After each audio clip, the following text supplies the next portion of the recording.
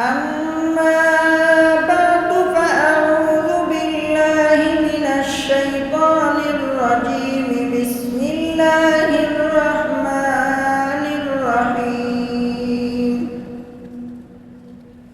ومن لم يحكم بما أنزل الله فأولئك هم الظالمون بارك الله لنا ولكم في القرآن العظيم ونفعنا وإياكم بالآيات والذكر الحكيم درود شريف صلى الله على سيدنا ومولانا محمد وعلى آله وأصحابه وسلم صلى الله على سيدنا ومولانا محمد وعلى آله وأصحابه وسلم মহান আল্লাহ তাআলার দরবারে লাখো কোটি শুকরিয়া যে আল্লাহ পাক রব্বুল আলামিন আমাদেরকে প্রত্যেক সপ্তাহে নেই এই সপ্তাহেও জুমার নামাজ আদায় করার জন্য সুস্থতার সাথে মসজিদ পর্যন্ত আসার তৌফিক দান করছেন। কালিমাতুশ শুকর আদায় করি আলহামদুলিল্লাহ।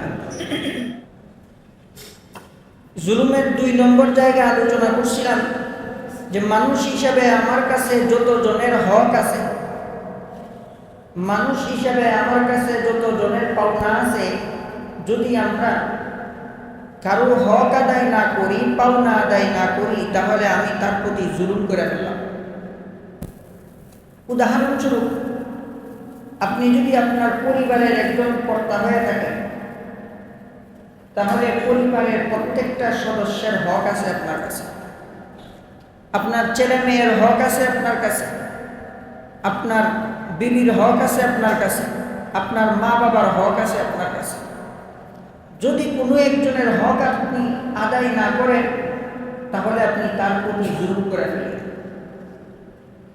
পরিবারের গণ্ডি পেরিয়ে আপনি যদি একজন ব্যবসায়ী হয়ে ব্যবসার মালিক হয়ে থাকেন, তাহলে আপনার ব্যবসা প্রতিষ্ঠানে যত কাস্টমার আছে সকলের একটা হক আপনার উপর চলে আসে। আপনার অফিসে, আপনার দোকানে যতজন কর্মচারী আছে, এদের প্রত্যেকেরই হক আছে আপনার কাছে। আপনি যদি কর্মচারীর হক আদায় না করেন, তাহলে আপনি কর্মচারীর উপর জুলুম করলেন। আপনি ব্যবসায়ী হইয়া যদি কাস্টমারের হক আদায় না করেন, তাহলে কাস্টমারের উপর আপনি জুলুম করলেন।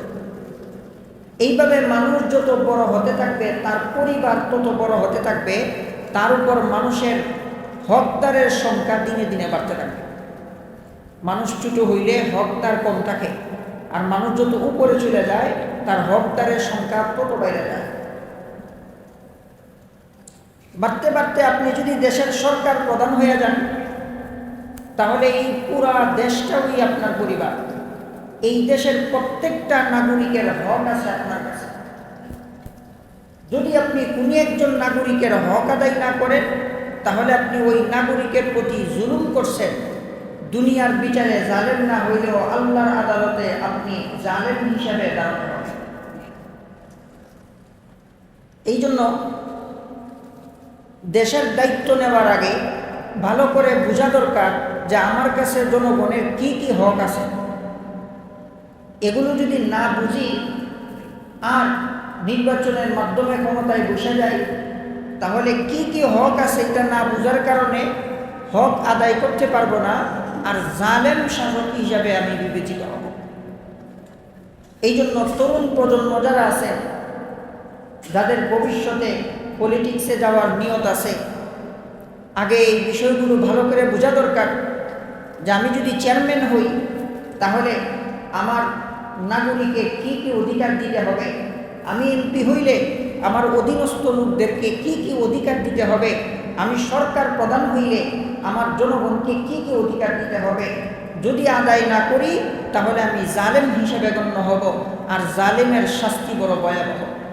কুরআনুল কারীমে আল্লাহ এক আয়াতে বলেন, ওয়াল্লাহু লা ইউহিব্বুয যালিমিন, আল্লাহ জালেমকে পছন্দ করেন না। আরেক আয়াতে আল্লাহ বলেন ওয়াসায়ালামুল্লাযীনা যালামু আইয়া মুনকালাবি ইয়ানকালিবুন, অচিরেই জালেমরা জানতে পারবে এদের জুলুমের পরিণতি এদেরকে কোন দিকে নিয়ে গেল। হাদিসের মধ্যে নবীজি ফরমান ইত্তাকি দাওয়াতাল মাজলুম ফাইন্নাহু লাইসা বাইনাহা ওয়া বাইনাল্লাহি হিজাব। নবীজি ফরমান যে হে আমার উম্মতেরা, মাজলুমের বদদুয়া থেকে বেঁচে থাকো, কারণ মাজলুম যখন বদদুয়া দেওয়ার জন্য আল্লাহর দরবারে হাত উঠায় তখন তার বদদুয়া আর আল্লাহর কবুল করার মাঝখানে কোনো ধরনের ব্যবধান থাকে না, কোনো আড়াল থাকে না, পর্দা থাকে না, সরাসরি কবুল হয়ে যায়। এইভাবে ভয়াবহ কিছু হাদিস এবং আয়াত আছে জালিমের শাস্তির ব্যাপারে। তো যেখানে ছিলাম, এই দেশের সরকার প্রধানের কাছে সরকার প্রধানের পরিবারটা বড় হয়ে যায়, হকদারের সংখ্যা বেশি হয়ে যায়, এদের প্রত্যেকেরই হক আদায় করা সরকারের উপর দায়িত্ব। কি কি হক আছে জনগণের, দু চারটা আমি আপনাদের সামনে সংক্ষেপে আলোচনা করি।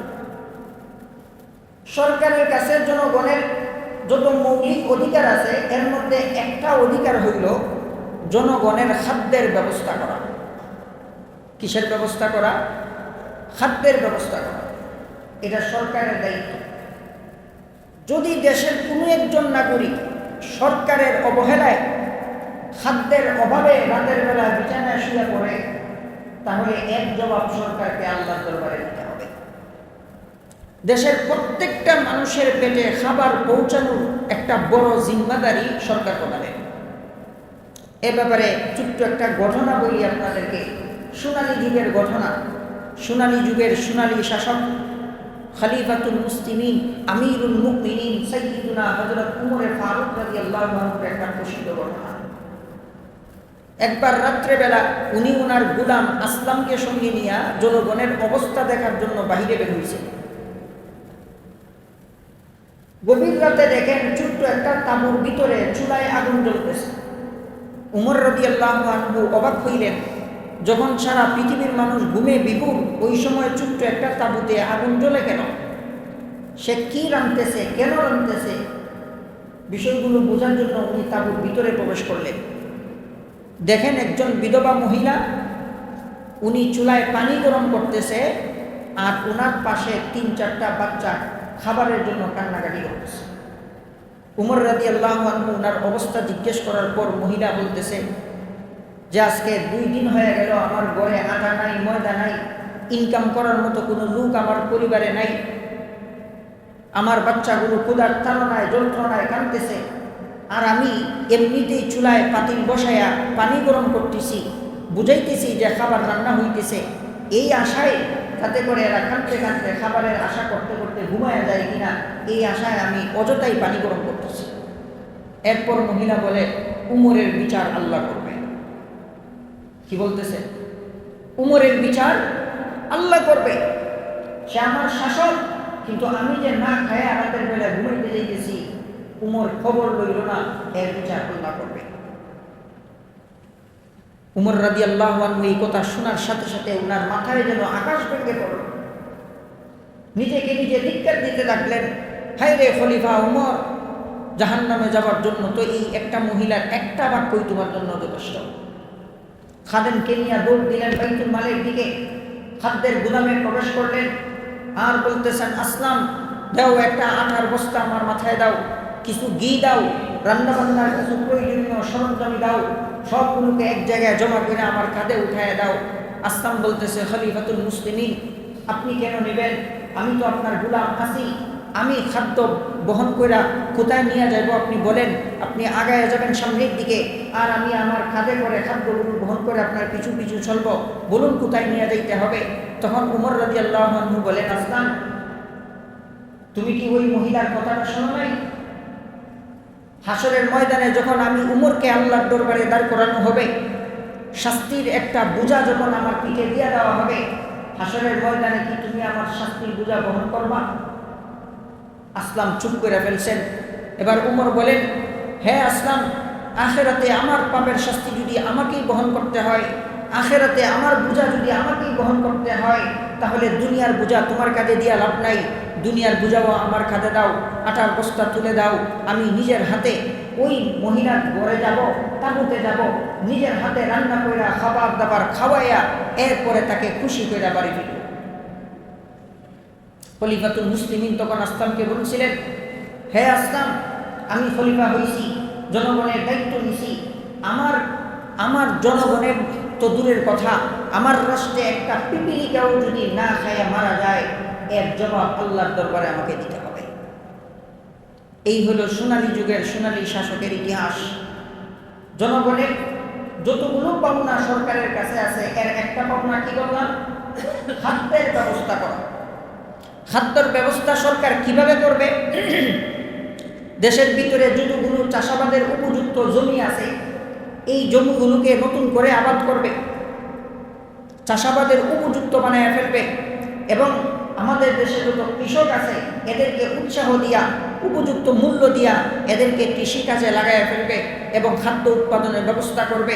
যদি অত্যাধুনিক কোনো সারের ব্যবস্থা করতে হয়, আমদানি করতে হয়, সরকার তাও করবে।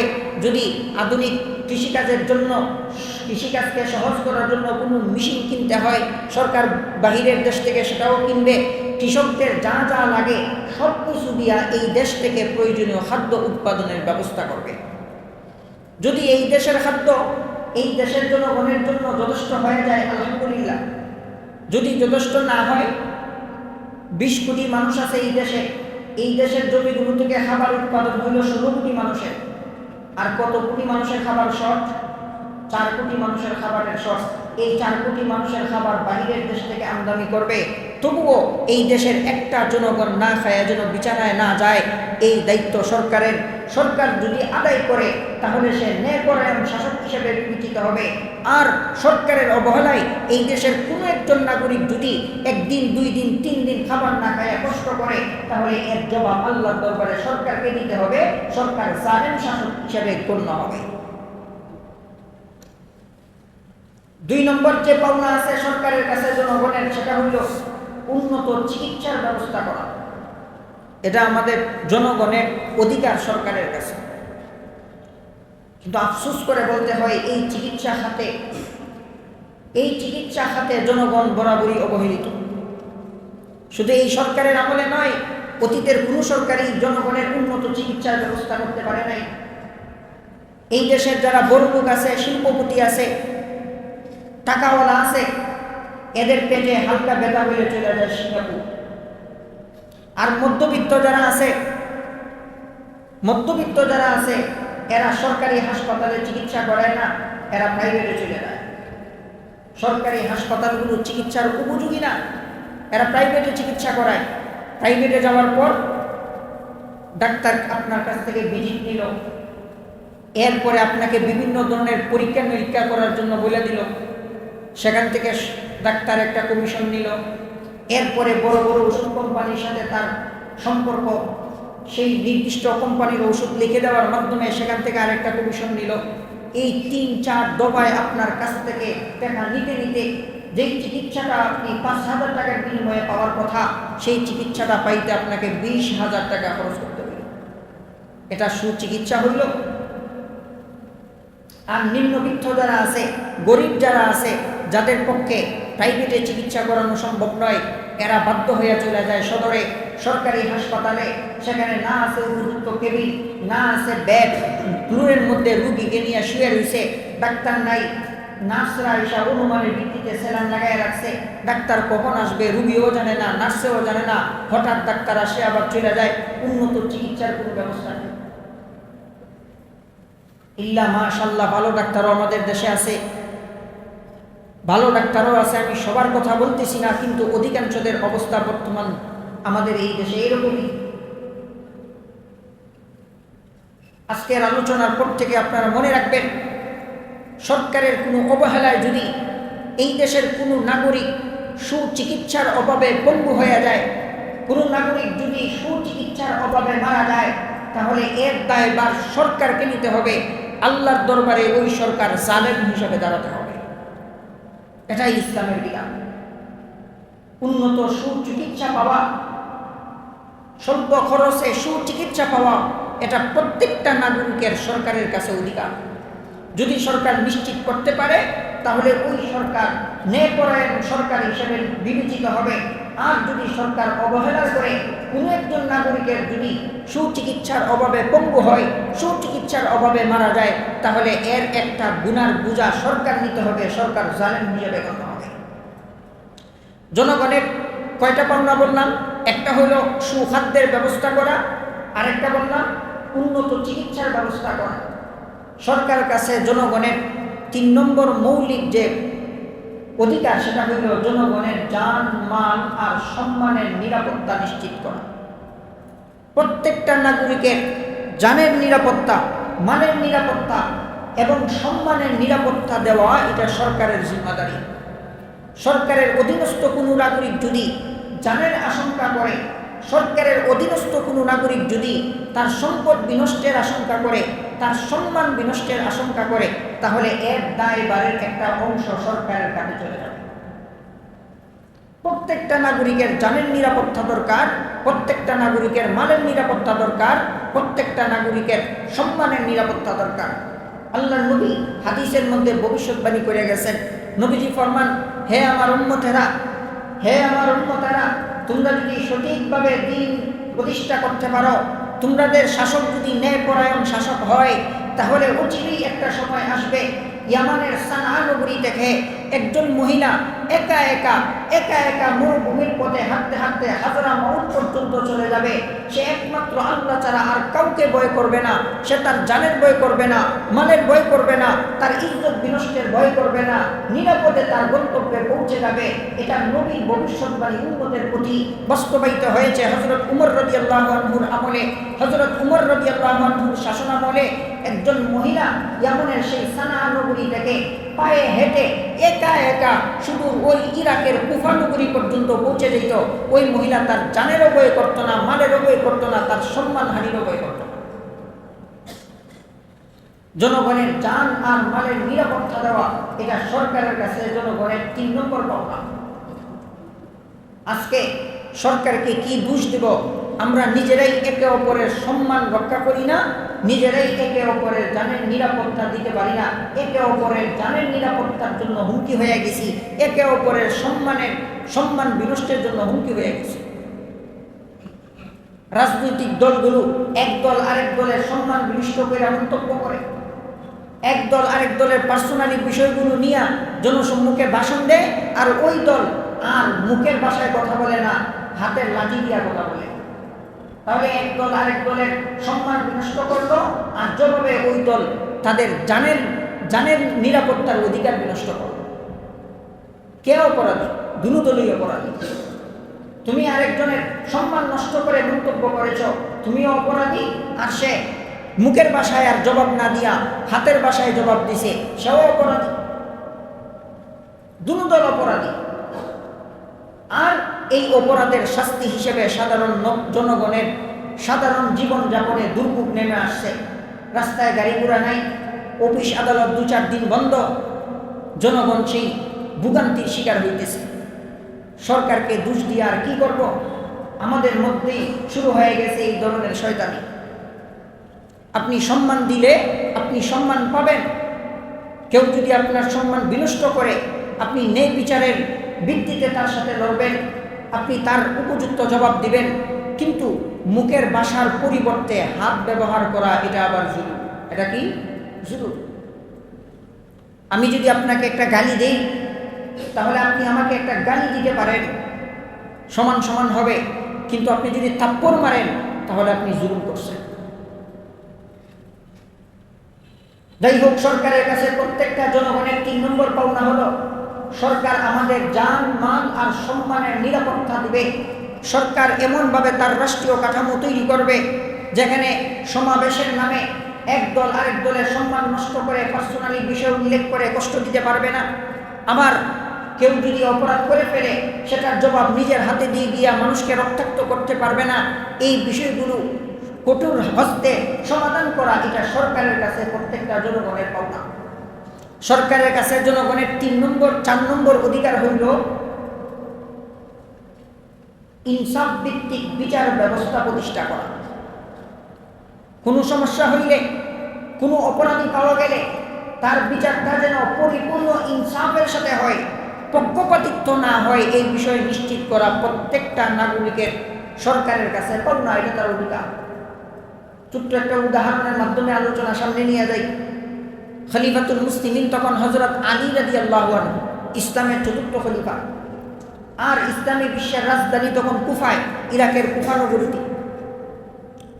দীর্ঘদিন পূর্বে খলিফাতুল মুসলিমিন হযরত আলী রাদিয়াল্লাহু আনহুর একটা বর্ম, লৌহ বর্ম হারায় গেছিল, অথবা গুড়ার একটা গদি বা জিন হারায় গেছিল। খলিফাতুল মুসলিমিন হওয়ার পরে আলী রাদিয়াল্লাহু আনহু ওনার সেই লৌহ বর্মটা একটা ইহুদির কাছে পাইছেন, আর দেখে চিনে ফেলছেন যেটা তো আমার লৌহ বর্ম, এটা যে আমার লৌহ বর্ম তার প্রমাণও আছে, সাক্ষী আছে। ইহুদি বলে না এটা আমি খরিদ করছি। আলী রাদিয়াল্লাহু আনহু বলেন এটা আমার হারায় গেছে। কার সাথে কার বিতর্ক? খলিফাতুল মুসলিমিনের সাথে সাধারণ একজন নাগরিকের বিতর্ক। সমাধান দেওয়ার অধিকার খলিফাতুল মুসলিমিনের হাতে নাই। খলিফাতুল মুসলিমিন ওই ইহুদির হাত ধরে নিয়ে গেছেন কাজীর কাছে, বিচারপতির কাছে, মামলা উপস্থাপন করছেন। আমি আলী ইবনে আবু তালেব, আমার বর্ম হারায় গেছিল আজ থেকে এত বছর পূর্বে, আর আজকে আমি তার কাছে আমার বর্ম পাইছি, আমি আমার বর্ম ফেরত চাই। মামলা যখন কাজী সাহেবের দরবারে উপস্থিত হইল, এবার কাজী সাহেব ইসলামী যে উসুল আছে, নিয়ম আছে বিচারের, সেই নিয়ম অনুযায়ী আলী রাদিয়াল্লাহু আনহুর কাছে বললেন এই জিনিসটা যে আপনার হইলে আপনি প্রমাণ দেন, সাক্ষী পেশ করেন। আলী রাদিয়াল্লাহু আনহু বলেন আমার সাক্ষী আমার ছেলে হাসান, নবীজির নাতি, যিনি জান্নাতের সকল সর্দারের নেতা হবেন, সেই হাসান হলো আমার সাক্ষী এবং আমার গোলাম হইল আমার সাক্ষী। দুইজন সাক্ষী উপস্থিত করছেন। এখন কাজী সাহেব বলেন না এই সাক্ষী গ্রহণযোগ্য হবে না। কাজী সাহেব বলেন আমি জানি হাসান মিথ্যা বলবে না, সে নবীজির নাতি, নবীজির থেকে শিক্ষা পাইছে, জান্নাতের সুসংবাদপ্রাপ্ত সাহাবী, সকল সর্দারের জান্নাতের নেতা হবে হাসান। আমি জানি হাসান মিথ্যা বলবে না, কিন্তু বাবার পক্ষে ছেলের সাক্ষী গ্রহণযোগ্য নয়। ইসলামী বিচার ব্যবস্থা, বাবার পক্ষে ছেলের সাক্ষী গ্রহণ করা হবে না। অন্য সাক্ষী থাকলে নিয়ে আসুন। গোলামের সাক্ষী মালিকের পক্ষে গ্রহণ করা হবে না, অন্য সাক্ষী নিয়ে আসেন। হযরত আলী রাদিয়াল্লাহু আনহু আর কোনো সাক্ষী পেশ করতে পারলেন না। এবার বিচারপতি বলে খলিফাতুল মুসলিমিন এই বর্ম আপনি পাবেন না, ইসলামের ন্যায় বিচার অনুযায়ী এই বর্মের মালিক ইহুদি থাকবে। খলিফাতুল মুসলিমিন ন্যায় বিচারের সামনে মাথা নুয়ে ফেললেন, আর নিজের বর্ম নিজের হওয়া সত্ত্বেও ইহুদিদেরকে দিয়ে দিতে রাজি হয়ে গেলেন। ন্যায় বিচারের সামনে অসহায় হয়ে উনি ফিরে আসলেন। এই দৃশ্যটা যখন ইহুদি দেখল যে ন্যায় বিচার এত সুন্দর, ইসলামের ন্যায় বিচার এত সুন্দর, যে একজন শাসক, সর্বোচ্চ শাসক সাধারণ একটা বর্ম আমার থেকে নিতে পারলো না, ন্যায় বিচারের সামনে আত্মসমর্পণ করে বর্মটা আমার হাতেই রয়ে গেল, এত সুন্দর ইসলামের ন্যায় বিচার। এই ন্যায় বিচার দেখে মুক্ত হয়ে ওই ইহুদি ইসলাম গ্রহণ করে ফেলে। এই ইনসাফ ভিত্তিক বিচার ব্যবস্থা প্রতিষ্ঠা করা প্রত্যেকটা সরকারের দায়িত্ব, এটা জনগণের পাওনা, জনগণের অধিকার। 5 টাকার একটা অভিযোগ যাতে করে সরকারের বিচার ব্যবস্থার কাছে পেশ করলে সেটার সঠিক সমাধান নিশ্চিন্তে পাওয়া যায়, এইরকম একটা বিচার ব্যবস্থা দেশে দরকার। যদি সরকার এখানে অবহেলা করে, সরকার যদি বিচার ব্যবস্থায় গাফলতি করে, সরকারের বিচার ব্যবস্থায় যদি নেতাদেরকে প্রাধান্য দেওয়া হয়, রাষ্ট্রীয় ক্ষমতাকে প্রাধান্য দেওয়া হয়, টাকা পয়সাকে প্রাধান্য দেওয়া হয়, ঘুষকে প্রাধান্য দিয়া বিচার উল্টে দেওয়া হয়, এইরকম যদি বেজালযুক্ত বিচার ব্যবস্থা দেশে থাকে, তাহলে যতজন নাগরিক এই বিচার ব্যবস্থার মাধ্যমে জুলুমের শিকার হবে, সবগুলো জুলুমের দায়ভার সরকারকে নিতে হবে। সরকার জালেম হিসেবে আল্লাহর দরবারে দাঁড়াবে। এটাই হলো ইসলামের ফয়সালা। এইভাবে সরকারের কাছে মৌলিক আরো কিছু অধিকার জনগণের আছে, সবগুলো আলোচনার সময় নাই। যে কিছু উদাহরণ, সোনালী যুগের কিছু উদাহরণ আমি আপনাদের সামনে পেশ করছি। বিচার ব্যবস্থা আর এই যুগের বিচার ব্যবস্থা, সেই যুগের শাসন ব্যবস্থা আর এই যুগের শাসন ব্যবস্থায় কি ব্যবধান ছিল, সামান্য খুব ব্যবধান আলোচনা করে আলোচনা শেষ করে ফেলব। যেই যুগের উদাহরণগুলো আমি আপনাদের সামনে পেশ করছি সেটা হইল খেলাফতের যুগ, সেটা হইল খেলাফতের যুগ। আর বর্তমানে যেই শাসন ব্যবস্থা চলছে এটাকে বলে গণতন্ত্র। গণতন্ত্র আর খেলাফতে কি বেশ কম? উত্তর হইল খেলাফতে খলিফা যিনি হন উনি আল্লাহর সেবক হন। কার সেবক হন? আল্লাহর সেবক হন। আর গণতন্ত্রে যিনি সরকার প্রধান হন উনি জনগণের সেবক হন। কথাটা বুঝে থাকলে দয়া করে বলবেন, খলিফা যিনি হন উনি কার সেবক? আল্লাহর সেবক, আল্লাহর প্রতিনিধি। আর গণতন্ত্রের ভিত্তিতে যিনি সরকার হন উনি কার সেবক? জনগণের সেবক। ফলাফল হইল এই দেশের সব নাগরিক ঐক্যমতের ভিত্তিতে যদি এই দেশে কোনো কিছু করতে চায় সরকার দিতে বাধ্য। এবার সব জনগণ মিলে যদি বলে এই দেশের সমকামিতা আমরা চাই, সরকার খারাপ জানলেও এটা দিতে বাধ্য, কারণ সরকার জনগণের গোলাম। জনগণ যেটা চাইবে সরকার সেটাই দিতে হবে। জনগণ ঐক্যবদ্ধভাবে যেভাবে রাষ্ট্র চালাইতে চাইবে সরকার সেভাবেই করতে হবে। যত ভালো ভালো হোক অথবা মন্দ হোক সরকার মানতে বাধ্য, কারণ সরকার জনগণের গোলাম।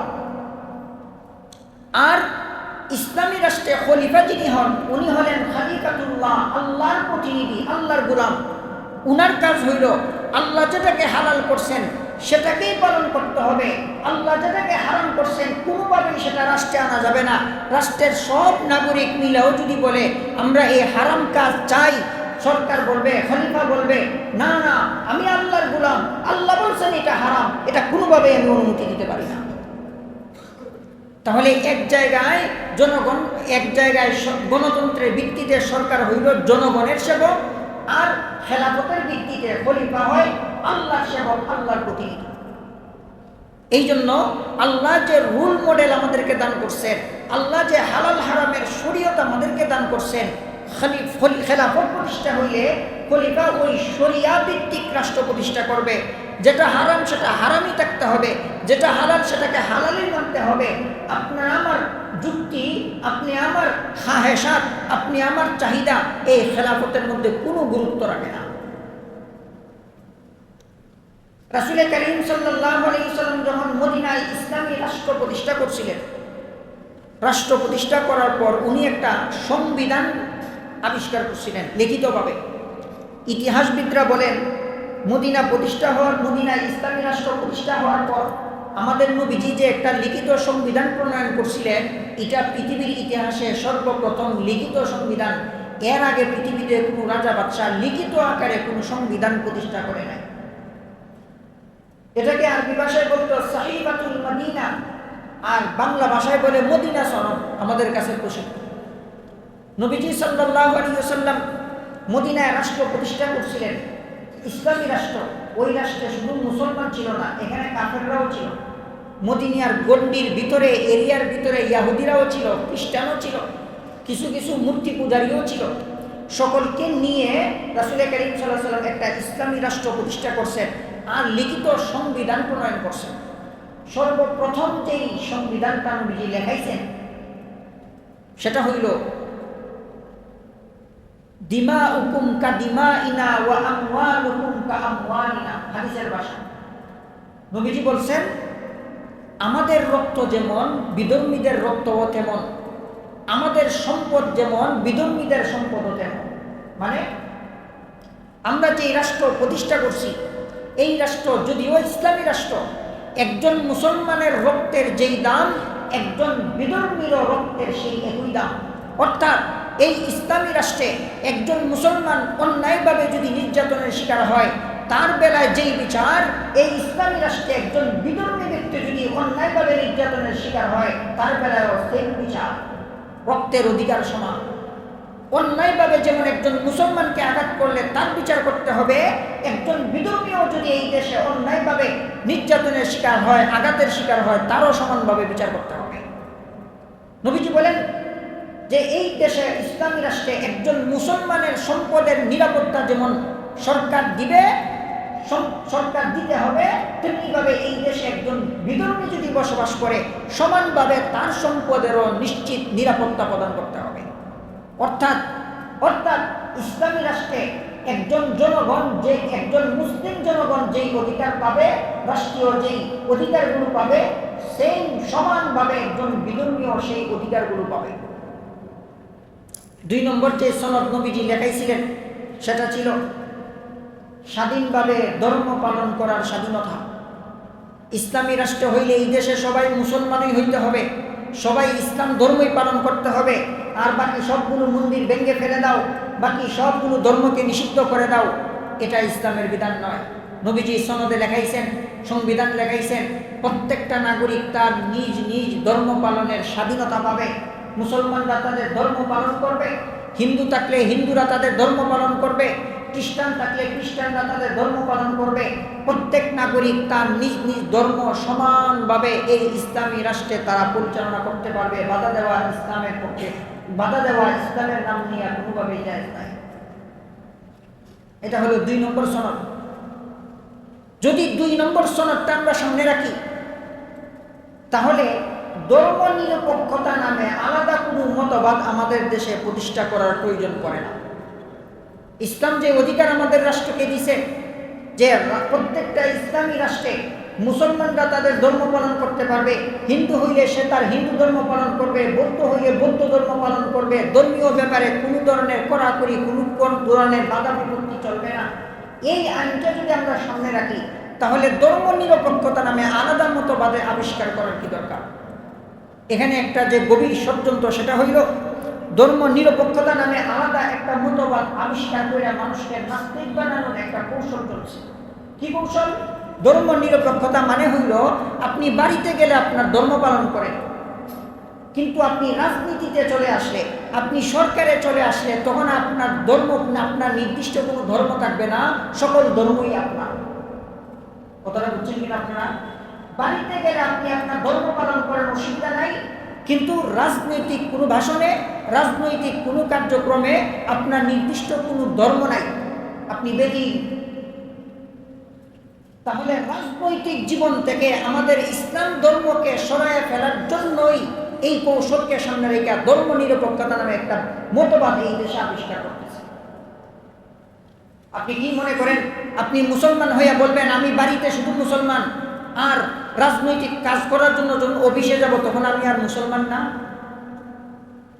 আমি রাতের বেলা শুধু মুসলমান, দিনে আমি মুসলমান না? আমি আমার ব্যক্তিগত জীবনে মুসলমান, রাষ্ট্রীয় জীবনে মুসলমান না? এইরকম মনোভাব ভিতরে রাখলে আপনার ঈমান থাকবে? ঈমান থাকবে।